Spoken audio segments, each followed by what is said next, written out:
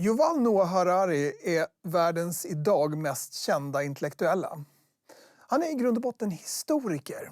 Men i vårt samtal så tittar han inte bara bakåt på vår historia utan framåt, mot framtiden och försöker förstå hur vi ska leva med någonting som är smartare än oss själva. Alltså AI. So we went to California and we met with a woman who is in her 20s and she has a relationship to a bot in her phone. She feels that this relationship is really rewarding for her. What are your thoughts when you hear something like that? First of all, that it's possible. That it's possible now technologically to create a machine that would get to know us so well and would be able to communicate with language and maybe images and audio so convincingly that it can create fake intimacy. And of course, it's a big debate. Is it fake intimacy or real intimacy? From the side of the person, it's real intimacy. You could feel the same feelings, the same emotions as when you are relating to a family member or a loved one. Of course, from the other side, there are no emotions. But the machine is able to fake intimacy with us. And before we start thinking, is it good, is it bad, what are the dangers, just acknowledge this moment in history when this is suddenly possible. Right. She knew that it doesn't love her back, but she felt that it provides me positive energy, and she had a job where she had to put on a mask. And now she had a relationship that was totally based on her needs. And you know, the thing about these AIs is that one of the things that make it difficult for us in human relationships is that the other side has emotions. So they don't always see us, they don't always focus on us because they are caught up in their own emotions. They come back from work and they are grumpy and because something that the boss yelled at them, and they don't see us. It will never happen to a machine. A machine has it's never angry, it's never grumpy, it's never sad. So it always focuses 100% on us and gets to know us very deeply and never forgets anything. So in a way, it's in a frightening way, in a dangerous way, it's kind of realizing a very old human dream to have somebody who focuses entirely on me. No human being she will meet will be able to focus on her and to listen to her and to understand her in the way that the AI is able to do it. Because there is always this kind of barrier that a real human being will miss some things, will be distracted, will be angry, will be sad. So, you know, if we build these kinds of relationships with machines, maybe we become less and less tolerant towards the frailties, the weaknesses, the problems of flesh and blood individuals. And of course, you know, in some ways, it's not the first time in history that humans are building these types of relationships. We have a lot of precedents in religion that people for thousands of years tell you that the most important relationship in their life is not with another human being, but it's with this entity that they claim cares about them and loves them, and some people will say it's just a fantasy in your mind, but it was still for millions of people the most important relationship of their life. And you know, the amazing thing is about relationships with gods and angels and things like that, they never really talked to us. It was we had to do both parts. Yeah. But with the AI, it can actually talk back to us. So you can think about it like a god that actually talks with you. You have spoken so clearly about how our brains are wired for stories, and as a consequence, vulnerable to stories, conspiracy theories. Yes, we are basically storytelling animals. The reason that we control the world is because we can build these large networks of cooperation. Individually, we are not much better than a chimpanzee or an elephant or anything else. So why do we control the world and not the chimpanzees? Because we can build networks of cooperation in which millions, even billions of people cooperate, and the chimpanzees can't. And we do that with stories. At the basis of every nation, religion, corporation, trade network, you always find stories about gods, about the national history, about currencies, economic theories, whatever. And the way that our minds interpret the whole world in our own life, it's built on the basis, on the blueprint of a relatively small number of stories. And they were mostly constructed or written by evolution long before we came on the scene. Like in the life of every mammal, the first and to some extent the most crucial relationship is with your parent and especially your mother. So the deepest fear of every mammal is to be abandoned, to lose or to be abandoned by your mother, by your parents. And we see so many stories in human history are built around this fear. I mean, so many movies and blockbusters and novels are about the child who loses or fears losing his parents or being mistreated by parents, all these fairy tales about the evil stepmother and so forth. And this is still, if you want to kind of press the emotional buttons of people in the 21st century, this is still the way to do it. And similarly, you have these stories about sibling rivalry. Like every mythology, Cain and Abel and King Lear, all the way to a TV series like Succession, they are about siblings fighting for the love of father loves me more than he loves you. Like, you know, the Jewish people, the story we tell ourselves about who we are father's favorite children. This is the collective story of they go around the world, he loves us more than he loves anybody else. And of course, many nations tell the same story. Like everybody is convinced that they are father's favorite children. And this is such a powerful story.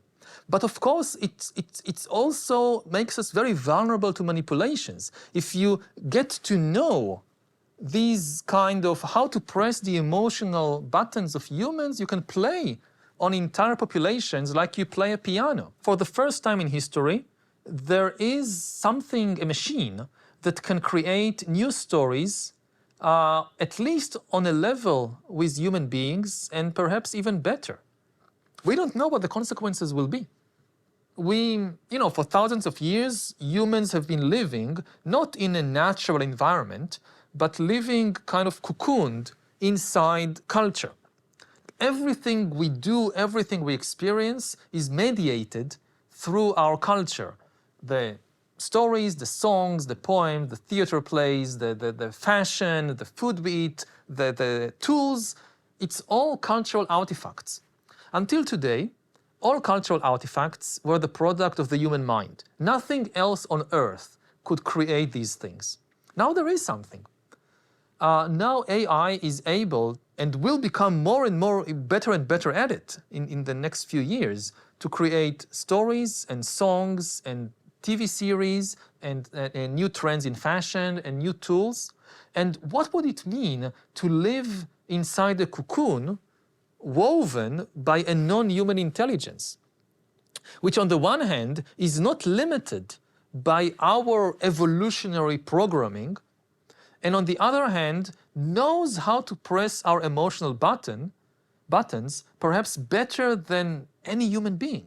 But now AI can create stories, and it can perhaps create stories that we can't. And they can understand us in a way, and as a consequence, manipulate us in a way that hasn't been possible before. Yeah, you can now create kind of fake intimacy on a massive scale, which was never possible before in history. If you look at big propaganda machines throughout history, you think about, Nazi propaganda.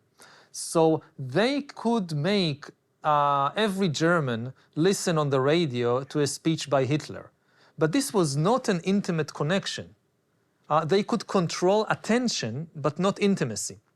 If you even look at what happened with social media over the last 10 years, we saw a battle for attention. The big battle between Facebook and TikTok and YouTube and all that, it was a battle for attention, how to grab your attention.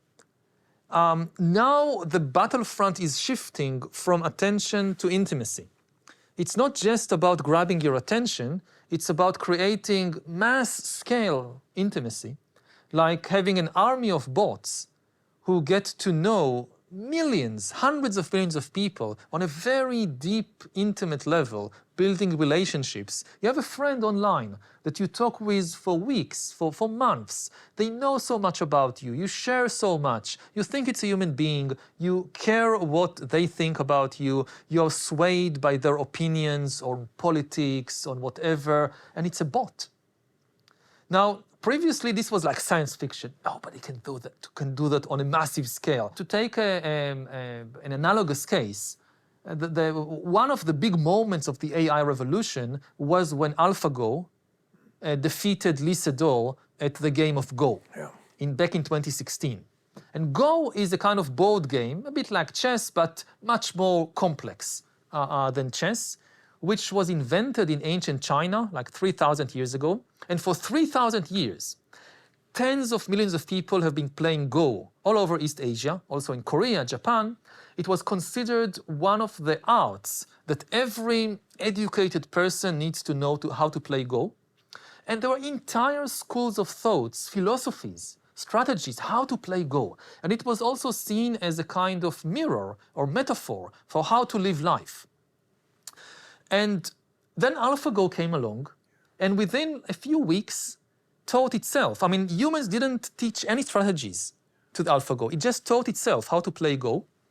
And then it smashed Lee Sedol, and one of the world champions.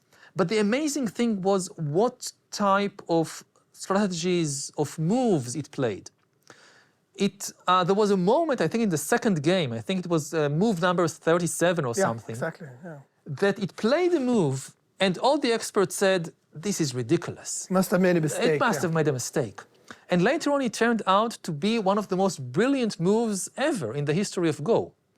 And what we realized is that for 3,000 years, because of the limitations of our organic brains, we were limited to a certain, like if you think about the space of all the ways you can play Go, we were on an island and couldn't get off the island because our brain just couldn't think in different ways, in radically alien ways. So for 3,000 years, humans are stuck on this island of Go, playing only in this way. And then AlphaGo comes and says, hey, you can play here, you can play there. So you can say, oh, this is Go, it's not so important. But this is going to happen in more and more fields. In music, in the composition of texts, in politics, in religion. It's going to explore more and more territories outside the small island that the cultural island that we have explored over thousands of years. It could have good consequences, of course. I mean, it's good to have new ways to play Go, to play music or whatever. But it could also be terrifying to think about living in basically it's an alien culture. A culture created by the acronym AI usually stands for artificial intelligence. But I think it's better to think about it as standing for alien intelligence, because AI is becoming less and less artificial. When you think what is artificial, it's something that we create and control. It does only what we thought about and tell it to do. AI, with every passing year, it's less artificial. Yes, we kind of write the code, design the baby AIs, but it's like human babies. When they grow, they explore the world, and they learn things that their parents never taught them. And eventually they revolt. And eventually they revolt, yeah. So we are now creating these kinds of alien intelligences that are learning things that we never taught them, and we can't even think about these things. It's an alien way of looking at the world, and they are going to increasingly shape the world. We went to the robotics team at MIT, and they had a robot that looked like a little dog. It could run anywhere. Mm-hmm. And they said, push it over, and I did, and it just shook itself, and it was back on its feet again. And I said, how does it do that? And they said, we don't know. we trained the AI, and it figured out in a simulation, and now we don't know how it does it. And that was a recurring theme, regardless of whether we met the robotics team or where we went. They say, we don't know how it does it. It learned by itself. This is really, again, like parents and babies. I mean, yes, you created it in some way in the first place, but then it does all kinds of things that you don't know how it learned to do this or to think about that. Now, I also hear people that say, oh, it's not really creative. It's not coming up with any new ideas. It's just taking our ideas and recombines them. Like ChatGPT, it writes a text. It just learns how humans write texts and then combines different elements. But this is what I do as an author.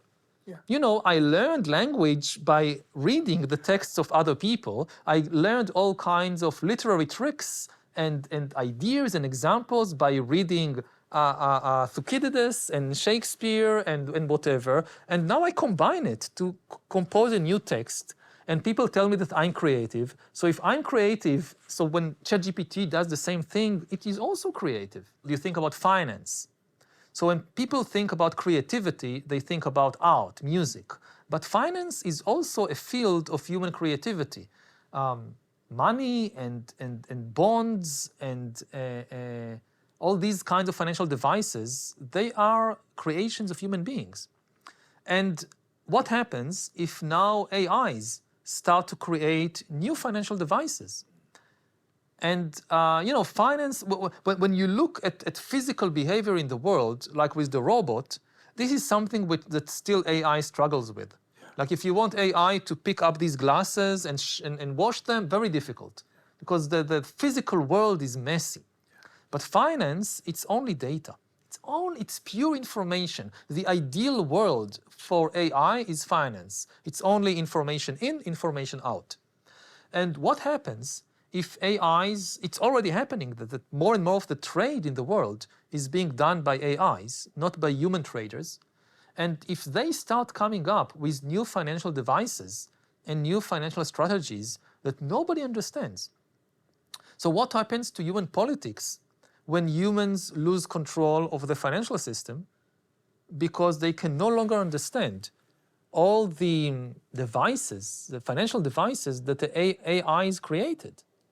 We saw what happened in 2008 when the world economy was pushed to the brink by these CDOs, yeah? Yeah, that was made by men. Exactly. There are many interviews with you online, and there's a few interviews with me online, and we had a discussion before that was filmed. How does the viewer know that it's you and I talking? Today, they don't. I mean, you know, 2 years ago when we met in Oslo, they could be sure that it's real people, because AIs weren't sophisticated enough to fake videos and also to fake content on such a level. But now, or in a year or two, it will be impossible just by looking at a video to know whether this is the real person or real people, or whether this is the creation of AI. So, you know, the same way we talked about finance, the same way that for thousands of years, people could fake money, could counterfeit money. So states had very strict laws against counterfeiting money, because obviously, if you don't have strict laws against it, the fake money will drive out the real money and the financial system would collapse. It's the same now with fake people. For the first time in history, it is technically possible to create fake people. So we need very strict regulations against it. Otherwise, the social systems will collapse. If you no longer can trust whether you're talking with a human being or an AI, then trust evaporates. And without trust, there is no society. That's such a powerful thing that you can't believe what you see on a screen, whether it's a picture or a film clip or it's audio, any more than you could believe a painting.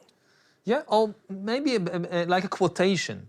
Like if you read a text and you see their quotation marks, like President Biden said, quotation marks, blah, blah, blah, Everybody knows that just because there are quotation marks, it doesn't prove that Biden really said it. I need some kind of institution, authority, like a credible newspaper, to stand behind it and say, yes, this is an exact quotation. Like if you read in the New York Times, and it says in quotation marks, Biden said blah, blah, blah, you trust it because you trust the New York Times. If you just read it in a blog, anybody can fake it. Now videos are becoming a bit like quotation marks. Just because you see it in a video doesn't mean it's real. The question is, what is the institution, what is the authority that gives its kind of stamp of approval? But is society ready for this? We have no choice. If it's a lot of risks involved in this, we could just pull the brakes, or at least... We can't. There is no way to stop development of AI, partly because there are also wonderful things it can do for us. It can provide us with the best healthcare system in history. It can help us solve climate change. It can do so many things. And even if we decide, no, it's too dangerous, there is an arms race. If one country decides to stop all development of AI, but other countries go along, then you haven't achieved anything. And given the state of the world now, with the rising international tensions and so forth, I don't see any kind of global agreement about effectively stopping or significantly slowing down the development of AI. So yeah, there are huge dangers. So what do you say then to the ones who say that this is just the same scaremongering that we've heard for every technological innovation, like the printing press, the telephone, and so on? That it was really scary. People were right to be scared because there were disasters with the previous technologies. You look at the printing revolution in early modern Europe, people say, oh, the printing press, it brought about the scientific revolution. No, most people didn't read Galileo. What it brought about was the wars of religion, and it brought about the big witch hunts. The biggest bestsellers of early modern Europe were not Copernicus and Galileo. It was witch hunting. And the same with radio and the kind of 19th century and 20th century technologies. Yes, they were put to terrible use by people like Hitler and Stalin and so forth. And, people say, yes, there were problems. In the end, we got it right. As a historian, my concern is about the process, how you got there. It's always the first generation that pays the price for every new technology. And if we have to go through the same kind of failed experiments with AI and brain-computer interfaces, the consequences could be catastrophic. You think about the warnings that people had in the 19th century about the Industrial Revolution. They were right to a large extent. Yes. We look back from today and we say, thank God for the Industrial Revolution, we now have a much better life than in the 18th century. And that's true. But we forget that in order to learn how to build good industrial societies, people had to go through some terrible experiments. If you think about, for instance, communist dictatorships, they were an experiment in how to build an industrial society. Many people thought this is the best way to make use of all these trains and electricity and radio. Yeah, Stalin is right. And only after, tens of millions of victims, it became apparent, no, this is not the ideal way. And the same with European imperialism. People said, when in the old days, as an agrarian, pre-industrial society, you don't have to build an empire, because you're largely autarkic. But now with industry, to build a functioning industrial society, you must have control of the raw materials, the coal, the iron, the rubber, and you must have control of the markets. Therefore, the only viable industrial society is an empire. And this idea was accepted by many people in Britain, in France, in Belgium, in Russia, in Japan, in the United States, and you saw this rush to conquer the world, to build empires. We now look back and we say, oh, this was a mistake. It not only caused death and destruction and exploitation on a massive scale, it was also simply wrong. You don't need an empire. You can build a perfectly good industrial society without an empire. So if now with AI we have to go through the same process of people will say, well, you know, the only way to build this AI society is we need a strong totalitarian control, and we have to go through decades of totalitarianism until it turns out that this is wrong, the consequences could be catastrophic. And the tech industry has been very successful in presenting the narrative that either you are for technology and progress or you're against it. You're a Luddite, you want to break. But I think that's the wrong narrative. It's not whether you are for or against technology, it's whether the technology is for or against the user. Exactly. So people who start to present the dangers, as you have done so clearly, are sometimes accused of being Luddites or breaks. I've been accused of that myself. I'm not saying that we should stop developing these technologies, partly because I think it's impossible, and partly because I think they have some very positive potential. Yeah. I'm just saying that we shouldn't believe in technological determinism, that we have to develop this particular technology. We always have a choice. You know, if you're an engineer and you are working on, I don't know, new surveillance tools, you can create a new tool that helps governments and corporations monitor citizens and customers, and you can create the opposite tool. The technology doesn't tell you what specific tool to create. This is your choice. Yeah. And personally, I benefit a lot from all these new technologies. For instance, I met my husband online 23 years ago, 22 years ago. We met in one of the first chat rooms for LGBTQ people in the early 2000s. And this was amazing because, you know, one of the things about gay people growing up gay is that this is a very dispersed community.